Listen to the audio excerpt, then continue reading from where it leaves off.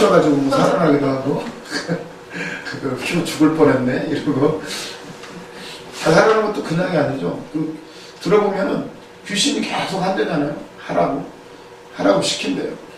그리고 이렇게 갑자기 살인 저지른 사람들 그 인터뷰 해보면 굉장히 착하고 온순한 사람인데 굉장히 막 연쇄살인하고 막 이런 사람들 보면 계속 피해서 시킨다는 거예요. 귀신들이. 예.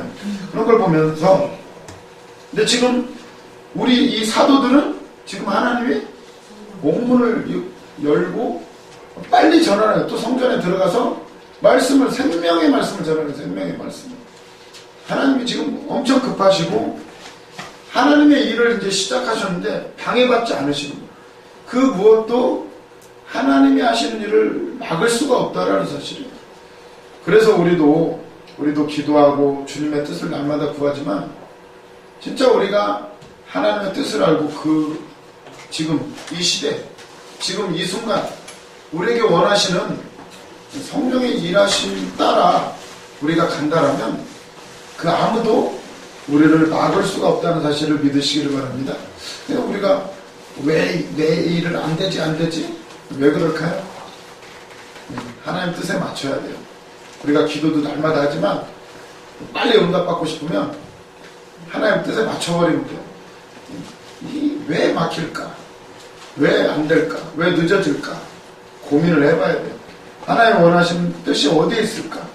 항상 우리는 그걸 고민을 하시기를 바랍니다. 아무튼 이 사도들을 지금 그 안에 생명의 복음이 있으니까 아무도 막지를 못해요. 그래서 지금 주의 사자가 끌어내서 다시 또 성전에 가서 말씀을 증거하고 있어요. 말씀 전하다가 잡혀 들어왔는데 또 말씀을 전하고 있어요. 21절에 보니까 그들이 듣고 하나님의 말씀을 듣고 새벽에 성전에 들어가서 가르치더니 대제사장과 그와 함께 있는 사람들이 와서 공회와 이스라엘 족속의 원로들을 다 모으고 사람을 오게 보내요. 사도들을 잡아오라. 야 이제 새벽이 됐으니까 빨리 끌어내라. 이제 족치자. 이랬는데 22절 보니까 부하들이 와서 옥에서 사도들을 보지 못하고 돌아와 이르되 우리가 보니 옥은 든든하게 잠기고 지키는데 사람들이 문에 서 있으되 문을 열고 본즉 그 안에는 한 사람도 없더이다 하니. 아멘. 아니 어떻게 열쇠는 그대로인데 나온 거예요. 마치 예수님이 그냥 쓱 들어오시잖아요. 부활하시고 나셔서 마치 그런 것처럼 분명히 옥은 대제사장과 사두개인들의 부하들이 가서 보니까 분명히 문은 꽉 잠겨 있는데 없어요. 없더이다 하니. 24절 성전 맡은 자와 제사장들이 이 말을 듣고 의혹하여 일이 어찌 될까 하더니 일이 어찌 될까? 이게 무슨 일이지? 막 이러고 있는데 25절 또 전갈이 와요. 사람이 와서 알리되 보소서 옥에 가두었던 사람들이 성전에 서서 백성을 가르치더이다 하니. 난리가 나는 거죠 지금. 어찌를 못해보는 거예요. 26절 성전 맡은 자가 부하들과 같이 가서 그들을 잡아왔으나 강제로 못함은 백성들이 돌로 칠까 두려워함이더라. 성전에서 또 가르치고 그 말씀에 다 은혜 받고 있어요. 가뒀는데 또 열고 나온 거예요. 아마 간증도 했겠죠. 주의 사자가 와서 생명을 말씀 전하라고 했습니다. 여러분들 하면서 아마 새벽에 새벽 예배 시간에 막 성전에서 간증을 했을 거예요. 성전 맡은 자가 다시 끌고 가려고 왔는데 강제로는 못해요. 백성들한테 돌 맞아 죽으니까. 아니 지금 하나님 말씀을 듣고 있는데 어디 가면 누가 와서 해요. 그러니까 돌로 칠까 두려워함이더라. 27절 그들을 끌어다가 공회 앞에 세우니 대제사장이 물어 이르되 우리가 이 이름으로 사람을 가르치지 말라고 언금하였을 때 너희가 너희 가르침을 예루살렘에 가득하게 하니 이 사람의 피를 우리에게로 돌리고자 함이로다. 대제사장이 그렇게 하는 거예요. 재판장이죠. 너희들이 지금 내가 분명히 말했는데 예수의 이름으로 가르치지 말라고 했는데 또 지금 가르치고 있는 것은 니들이 지금 무슨 의도로? 그 예수의 피를 우리에게로 돌리고자 함이로다. 이 대제사장이 지금 뭐 하는 거죠 지금? 마음이 찔리죠 지들이? 죽여놓고는 다 알아요. 부활하신 거 알고 또 자기들이 그랬어요. 그 피를 우리에게로 돌리라고 했어요. 그래놓고는 또 지금 그랬다고 뭐라고요? 왜 설교했다고 왜 그 피를 나한테 돌리냐고? 자기들이 당한다고 했잖아요. 그래놓고는 얼마나 찔리겠어요. 지금 이래저래 지금 말이 안 되는 소리들을 하고 있는 거예요. 성경을 알고 지식이 많고 지위가 있고 하는 사람들이, 성전을 맡아서 한다는 사람들이 지금 이 사람 비를 우리에게로 돌려, 거짓말 투성이에요. 자기들이 당하는다고 해놓고는. 29절 보니까 베드로와 사도들이 대답하여 이르되 사람보다 하나님께 순종하는 것이 마땅하니라. 아멘. 와, 베드로 너무 말 잘해요. 사람보다, 나는 사람에게 하는 게 아니고 하나님 가서, 아니 언제 옥문을 부셨어요? 그냥 있었는데 하나님 사자하고 열쇠 하나도 상하지 않았고 막 빨리 가서 생명의 말씀 전하라고 그러니까 나는 하나님의 말씀을 들을 뿐이다. 거짓말이 하나도 없어요. 나는 사람보다, 대제사장이 따져 물잖아요. 내가 분명히 예수 그리스도의 이름 말하지 말라고 했는데 왜 전했냐고. 아니 주회사자가 하라는데 어떻게 하냐고. 참 재밌는 순간이에요. 요한복음 12장 42절.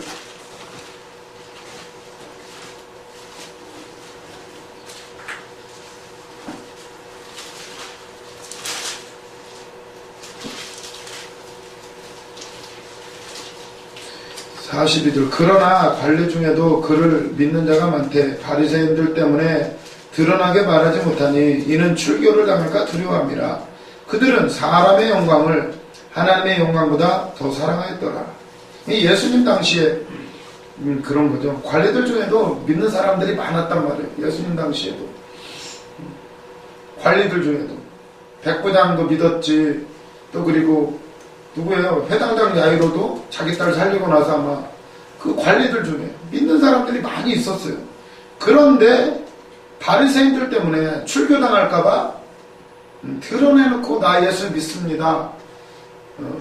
말하는 사람이 없었어요. 말하지 못하는 사람이 많았어요. 그들은 왜 말 못해요? 사람의 영광을 하나님의 영광. 출교당하면 밥벌이 못한, 그 당시에는 그 사회 전체가 재정일치의 사회이고 출교당한다는 것은 죽음을 의미하게 돼요. 아예 완전히 왕따가 되는 거예요. 저는 그냥 학교에서만 왕따 당하는 게 아니라 완전히 그 동네 이사가도 마찬가지고. 그러니 그들은, 근데 성경은 뭐라고 이러잖아요. 그렇게 하는 행위들을, 물론 겁이 많아서 어쩔 수 없이 먹고 살기 위해서지만 그것은 사람의 영광을 하나님의 영광보다 더 사랑하기 때문이다. 이렇게 성경은 기록하고 있어요. 근데 지금 사도행전에서 베드로는 당당하게 말하죠. 사람보다 하나님께 순종하는 것이 마땅하니라. 완전히 다른 사람이 되어버렸어요. 그러면서 30절. 지금 대제사장이 네가 지금 예수의 피를 나한테 돌리고자 하느냐? 그랬더니 베드로가 또 여기서 또 설교를 하는 거예요. 재판장 앞에 서나 성전 앞에 서나 말하는 게 다 설교예요. 설교. 그냥 잡혀가도 설교. 이러니 막을 수가 없는 거예요. 바울도 마찬가지죠. 감옥에 들어가서도 목회 다 해요. 그 안에 또 간수장도 전도하고 그런 역사. 우리를 성령을 가둘 수 없는 것을 믿으시기를 바랍니다. 그래서 보면 베드로의 이 재판장 앞에서도 두려움이 없어요. 설교하는 거예요. 또 하나님의 말씀을 전해요. 30절. 너희가 나무에 달아 죽인 예수를 우리 조상의 하나님이 살리시고 이스라엘에게 회개함과 죄사함을 주시려고 그를 오른손으로 높이사 임금과 구주로 삼으셨느니라.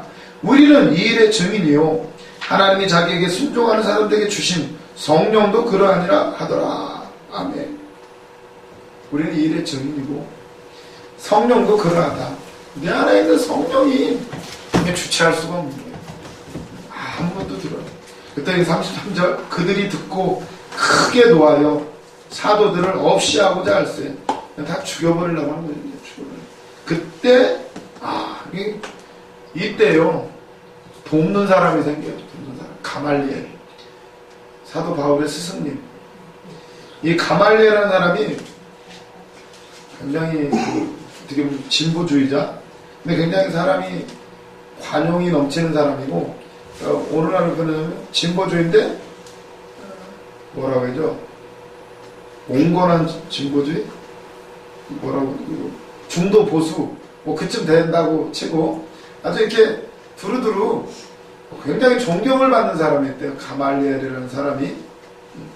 사도 바울은 굉장히 급진적인데, 아무튼 보수주의면서 급진적인데, 이 가말리엘은 굉장히 사람이 좀 좋았대요. 그래서 그때 이제 가말리엘이 났어요. 다 죽이려고 막 지금 크게 노해가지고 죽이려고 하는데, 그때 아주 덕망 있고 모든 사람이 존경받는 이 가말리엘이라는 사람이 딱 서는 거예요. 하나님은 역사하셔요. 돕는 사람을 유대인 중에서도 이렇게 주시는 거예요. 이런 걸 보면은 그 당시에 유대인 지도자들 사이에서도 이 돕는 사람이 꽤 있었다는 거예요. 회당장 야이로도 있죠.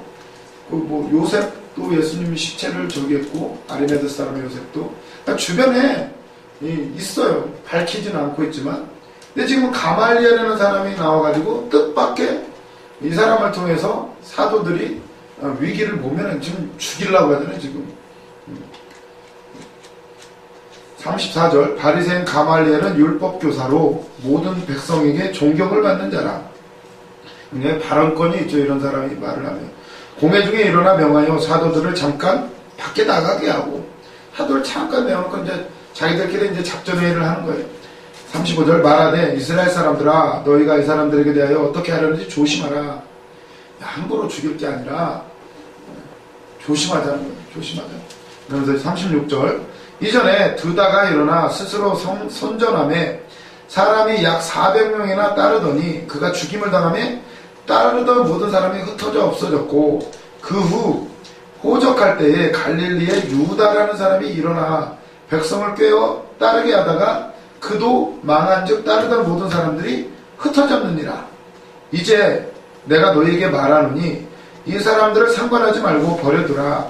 이 사상과 이 소행이 사람으로부터 났으면 무너질 것이요, 만일 하나님께로부터 났으면 너희가 그들을 무너뜨릴 수 없겠고 도리어 하나님을 대적하는 자가 될까 하노라 하니, 그렇게 말하는 거예요. 갑자기 가말리엘이 굉장히 존경받는 사람이에요. 지금 바울이 그랬잖아요. 아니, 베드로가 그랬잖아요. 내가 하나님의 말씀, 이게 큰 분명히 옥에 가뒀는데 나왔단 말이에요. 그리고 주의 사자가 빨리 가서 말씀 전하라고 해서 했다고 베드로가 말하니까 딱 이 가말리엘이 말귀를 알아들었죠. 이게 하나님의 시킨 걸 수가 있는 거예요. 네.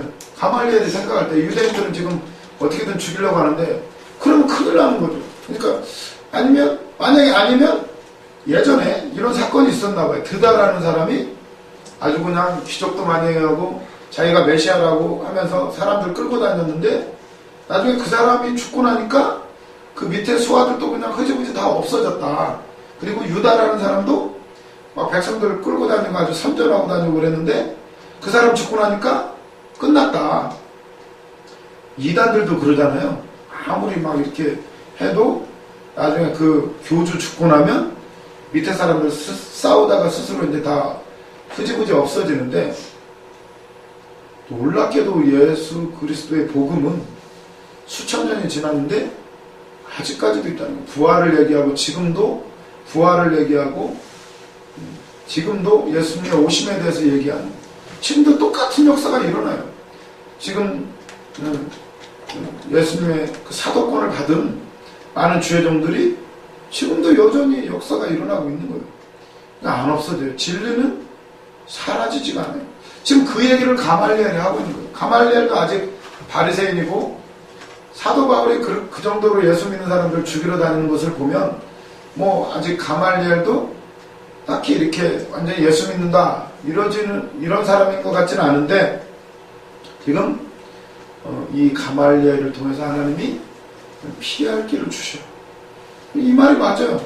혹시 하나님이 진짜로 베드로나 이 사도들을 통해서 역사하시면 어떻게 되는구나 좀 두고 보자. 어차피 예수는 죽었고 이들이 이러다가 없어지면 잘못된 거 아니냐, 풀어줘라, 죽이지는 말자, 이렇게 하게 되는 거예요. 근데 보면 그러니까 아마 가말리엘도 이걸 보면서 이상하다, 이 사람들이 드다나 유다처럼 분명히 교주가 죽으면 그 밑에 사람들 그냥 흐지부지 없어지는데, 더군다나 십자가에 못 박아 죽였는데 오히려 더 다들 난리가 나고 기적이 똑같이 일어난단 말이에요. 그림자만 스쳐도 귀신이 떠나가고 병자가 다 막 침대에서 벌떡벌떡 일어나는 이런 역사가 나오니까 아마 가말리엘은 생각을 했을 거예요. 이건 좀 다르다. 드다 사건하고 유다 사건하고는 뭔가 지금 다른 거예요. 그잖아요. 교주가 죽었는데도. 그러면서 그렇게 되니까 40절 그들이 옳게 여겨. 가말리엘이 아주 발언권이 있는 사람, 존경받는 사람. 말이 맞잖아요.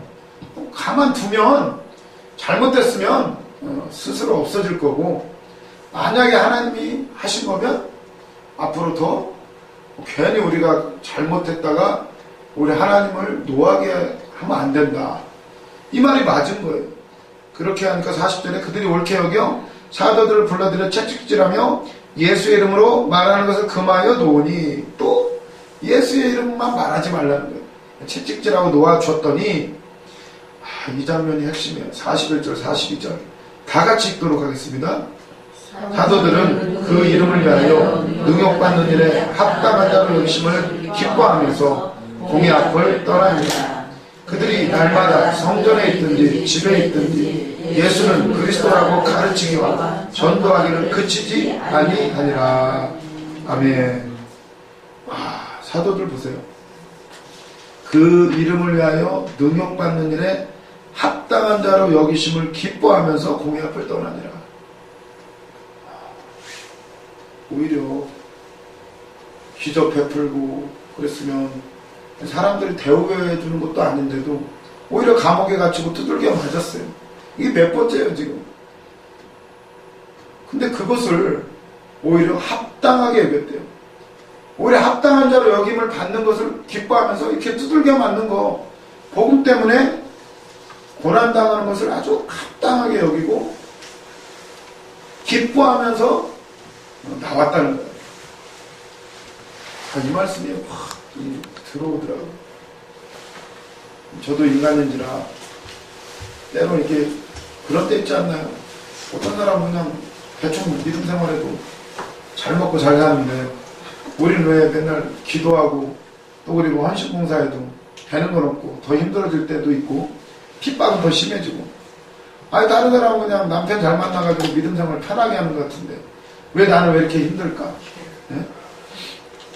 때문에 조금 서글퍼질 때가 있어요. 때로는 잘못하면 하나님 앞에 좀 하나님 왜 그래요? 따지기도 하고, 어떤 사람은 그냥 별로 열심히 안 하는 것 같은데 그냥 목회 편하게 하는데, 요즘 뭐 우리 사회적으로 문제되는 게 이제 뭐 그런 거죠. 뭐 큰 교회는 뭐 이렇게 아들한테 물려준다. 뭐 그게 뭐 옳으냐 그러냐 그걸 떠나서 보면 어떤 사람은 참 편하게 하는 것 같아요. 근데 어떤 분들은 개척교회 오느라고나 죽으라고 하고 밤을 새고 기도하고 병자들을 고쳐주고 해도 오히려 뭐 이단 취급받고 뭐 어쩌는 저쩌는 막 이럴 때면 약간은 그럴 수도 있을 거예요. 근데 사도들을 보세요. 사도들은 오히려 거기에 부름받았다는 게 막 기뻐해요. 이 말씀이 어느 순간 제 마음에 들어오더라고요. 저도 때로는 힘들 때가 있어요. 뭐 혼자만 일하는 것 같고 약간 그런 거. 물론 주님이 함께 하시지만 왜 나만 뭐 주방해야지, 왜 나만, 다른 사람도 많은데 그럴 수가 있을 거예요. 그러다 보면 어떤 때는 원망도 나오고 뭐 해도 뭐 이런 생각 들 때가 있단 말이에요. 인간적으로. 그럴 때는 참 힘들어요, 마음이. 언제까지 이래야 되나? 뭐 이런 생각. 제가 그랬어요, 제가. 그냥 능력만 받으면 되는 줄 알았어요. 그러면은 병자 한 명 고치고 또 말씀 아주 잘 전하고 사람들 뿅 가게 만들면 금방 부흥되고 뭐 돈 많은 사람 하나 고쳐주면 뭐 그랬더라. 그런 간증도 참 많이 들어보죠. 뭐 이렇게 해가지고 뭐 교회 건물 사고 뭐 편하게 하면 참 편하고 좋은데, 좋은 것이 좋은 건데, 근데 그건 복음이 아니더라고요. 어느 순간에 보니까 이게 생각이 잘못됐더라고요. 편하려고 그러고 고생 안 하려고 그러고 고난 안 당하려고 그러고 능력 받아서 주의를 하는 게 맞은데, 능력을 구하는 그 주된 동기가 보니까 뭐 한 방에 끝나려고, 편하게 목회하려고, 그런 생각이 있더라고요. 그 본질을 파고 들어가 보니까. 그러니까 그런 그 본질이 있으니까 편하게. 그러니까 조금 안 알아주면 시험 들고, 비교당하면 시험 들고, 누구는 어떻고 누구는 어떻고, 나만 힘든 것 같고, 왜 주님 나는 이래요? 그게 본질이 그거더라고요. 십자가는, 주의 일은 십자가 없이는 안 되는 일인데, 어느 순간에 보니까 이게 본질이 바뀌어버린 거예요. 주님은 그걸 드러내라고 하는 건데, 저마다 십자가를 지고 나를 따르라고 분명히 말씀하셨고, 그리고 그런 건데, 이게 어느 순간 보니까 너무나 우리가 성공신화를 너무나 많이 들었어. 간증을 너무 많이 들어가지고 그냥 그게 정석처럼, 지금 분명히 사도들은 엄청난 이 고난 가운데 예수님을 대신하는 거예요. 지금 보니까 사도들이 기뻐한 걸 보니까 왜 기뻐하냐면, 이 복음을 전할 사람들은 지금 사도들밖에 없는 거예요. 사도들밖에. 예수님이 죽으시고 부활하셨고 승천하셨고, 그 복음을 알고 예수님을 만나고 성령 받고 할 수 있는 사람은 누구밖에 없나요? 사도들밖에 없어요. 그리고 사단은 그 사람들을 공격해요. 그 사람들만 막으면 복음이 전해지지 못하기 때문에 당연히 그 사도들한테 집중될 수밖에 없는 거예요. 사도들이 그걸 기뻐한 거예요. 주님을 만나고 오순절날 성령이 임하니까 모든 그 구원의 역사, 모든 구원의 역사는 하나님이 일하시고, 그리고 그 일을 맡은 자들 통해서 일하시게 되는데, 그 일에 부름받았다는 걸로 이 사람들이 기뻐하는 거예요.